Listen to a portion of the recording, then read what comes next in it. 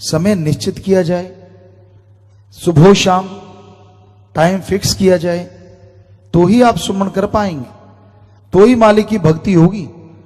कहीं आप ये सोच लें जब मर्जी कर लेंगे तो मन कभी नहीं करने देगा। ये नफिस्तान, मन जालिम, बड़ा ही जालिम है। आज नहीं कल करेंगे, कल नहीं परसों करेंगे, परसों नहीं आगे अगला दिन। इसलिए टाइम फिक्स होगा तो आप सुमरन भी कर पाएंगे, मालिक को याद भी कर पाएंगे।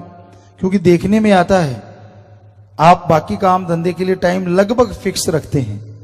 सुबह इतने बजे उठना है, रफात जाएंगे, फिर उसके बाद नहाना है या खाना खाना है या खेतों में या दुकान पे या पढ़ने या दफ्तर जाना है, वो आपका निश्चित है।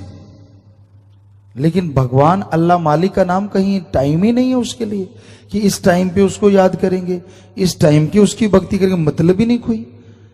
अरे भाई, जो भगवान का नाम सुखों की खान है, जो आपके गम दुख दर्द चिंता मिटा सकता है, जो आपको हैं वो भी मिटाएगा, और जो लगने वाले हैं या आने वाले हैं उन पहाड़ जैसे कर्मों को कंकर में बदल डालेगा।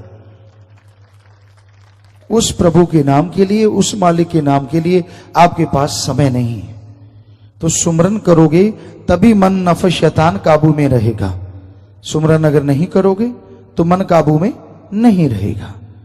इसलिए सुमरन करना होगा। मन का कोई भरोसा नहीं कब आपको दगा दे जाए, मन का कोई यकीन नहीं कब आपको नीचे गिरा दे। इसलिए मन से लड़ने की एक ही विधि है और वो है मालिक का नाम जपना। जब तक 10वां द्वार खुलता नहीं, मालिक के नूरी सुब्रूप के दर्शन होते नहीं, मन काबू में नहीं आता। कितना भी मालिक के नजदीक रहे, कितनी भी खुशियां हासिल करता रहे, मन के लगाम तभी पड़ेगी जब गुरु वचनों को मानेगा। और मन के लगाम डालने के लिए गुरु के वचन है सुमरन, सेवा, परमार्थ करो, करना ही होगा, चाहे थोड़ा करो तो चाहे मन काबू में आ जाए।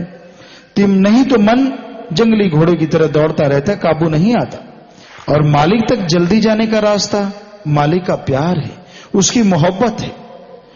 प्रेम प्यार रूपी घोड़े पे जो सवार होते हैं, जो वैराग्य रूपी चाबुक मारते हैं, तो मन को खत्म करके प्रेम प्यार वैराग्य रूपी घोड़ा मालिक के दर्श दीदार के काबिल जीव को जल्दी बना देता है।